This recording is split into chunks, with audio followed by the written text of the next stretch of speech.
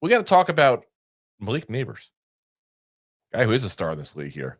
There's a lot of talk at the end of the game here. And listen, I hate to kind of beat the dead horse and keep bringing up here, you know, the end of the Cowboys game, but everybody was upset with Russell Wilson over that interception. And we said at the get-go on the post game, and I'll still stick with it. I couldn't care less. Mistakes are going to happen. Crappy timing for it, but he had a great game. You can't blame Russell Wilson on that game, that's for sure. Lots you can blame on him for it, bad sayings and all kinds of stuff, but not that. But Malik Nabers was asked about it. He said point blank, "That's my fault." So he said basically he was concentrating on how he was being played and not on whether Wilson was going to attack down the field. He said, "I should have been in more communication with Russ to know what we were doing. I was locked in on trying to figure out how the defense was playing me at the time, and I wasn't really looking at the right time for him to give me what he gave me to try to change the run up. That's 100% my fault. I should have been in communication with Russ the whole time." And guys, I love it. I absolutely love that because what that's showing me is he's taking ownership for that, as he called it, mistake. Again, is that how it actually went down? I have no clue. The only people that really know that are him and Russell Wilson, let's be honest here. Maybe some of the coaching staff because they know what the play was. Without knowing the play, I can't say if he was on the right or wrong. But I really like the fact that he's taking ownership of that publicly because he either did make the mistake and he's owning up to it, or he didn't and he's taking the heat away from Russell Wilson. There's no bad way to look at that.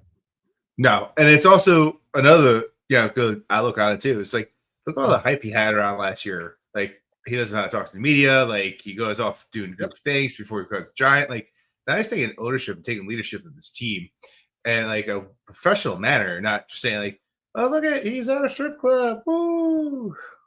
Yeah, I mean, and even in comments, like you said to the media last year, there's a couple of times we're like, "Whoa, why did he say that?" Like Giants need to look better training him that stuff.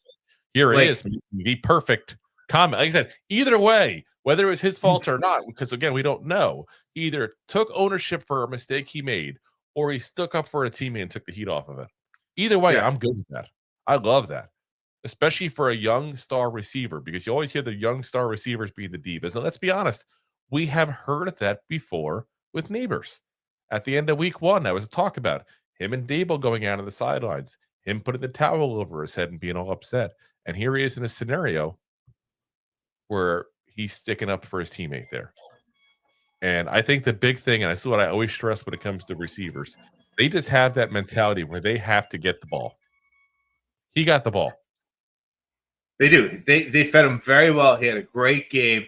And stat-wise, he's got, more yards than JJ thus far. He's got more than A.J. Brown. He's got more yards than a lot of the top flight receivers out there. He's like, if he's not actually, number one, close to number one in the NFC. He's leading the league. No, he's leading the league point blank in receiving yards at 238 in two games. You like that?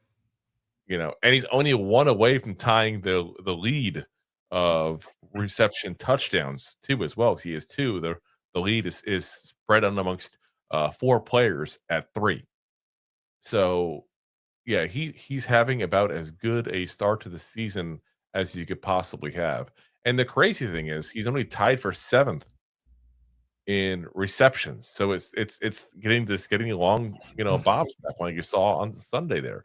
And like I said, if you got him with a whole bunch of big catches like that, he's going to be a happier player. That's just part of how receivers are wired.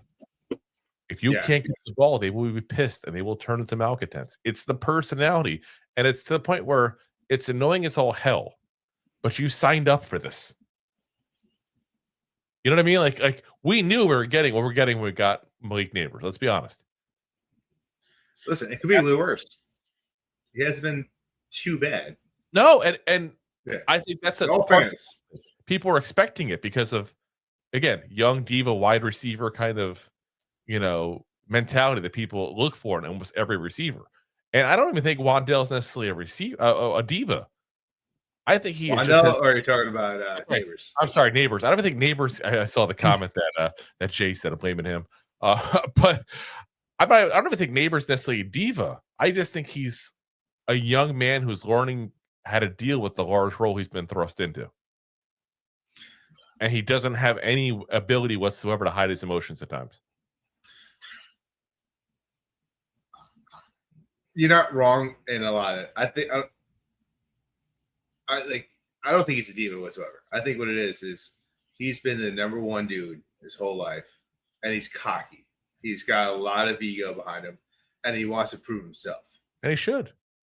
Absolutely. And like he's done nothing where it's I'm going to kick a football at a net and lose, or it's nothing like a starting fight going off.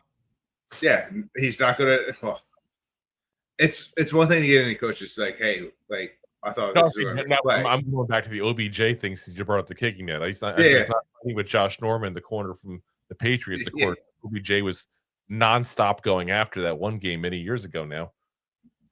Yeah, has he done everything to the best of his ability? Probably. Was it 100% the right thing to do at times? Yeah. Maybe not, but like you want to talk about diva, like I think it's just a young guy that is expected to be the number. He in his head is going to be the best receiver in this league and wants a chance to prove it. Yep. So if he's not getting that chance, he's gonna want to prove that he wants to get that chance. That's kind of where it's at. That's what, and like I said, that's just the mentality all receivers have. Right or wrong, you have to know what you're getting into. So, like I said, I think he's doing the right things though right now. And I like that, and especially after the issues in the sidelines on the game one, here he is sticking up for Russell Wilson. Because quite frankly, I hate to say it this way, but Russell Wilson might stick around longer than Brian Dable the way things are going. It depends on the output. Like, listen, if you get that offensive output that you got out of the Giants every week, even 80% of what you got out of the Giants offensively, week to week, that we did week 2, we're going to win a lot more games than people think. I know. I'm just saying, though, Russell Wilson is going to make it throughout the whole year. I'm not sure I can say the same on Dable yet. Yeah. It is what it is. So, thanks for watching. Like the show? Of course you do, or you would have turned it off by now and not be hearing me. There are plenty of ways to support the show. YouTube is the best place to join us, and we offer memberships there with fun benefits like custom emojis and early access to video clips. Of course, there you can also send super chats and stickers to send one-time support payments. The best way to support the show is to buy these drunk idiots beers at buymeacoffee.com/2giantgoofballs. Along with one-time support payments, there are also monthly plans, so you can continue to help kill their livers each month. You can also show people that you are a goofball by visiting our store at 2giantgoofballs-shop.fourthwall.com. We got everything from shirts, hats, phone cases, funny candles, buttons, stickers, and even a 2 Giant Goofballs towel to dry off your goofballs. Of course, you can always support the show for free by simply hitting the like, subscribe, and share button wherever you are watching or listening to this. Hit the thumbs up on YouTube. Leave a 5-star review on Apple Podcasts. It helps the show tremendously, and quite frankly, the goofballs suck at marketing and need your help to get the word out. Thank you for being part of the Goofball Army and for taking the time out to support the show. If you like that clip, then you will love the full episodes too. Find us on your favorite podcast app and look for us on all your favorite social media platforms. Thanks so much. Please, I'm begging you. Please subscribe.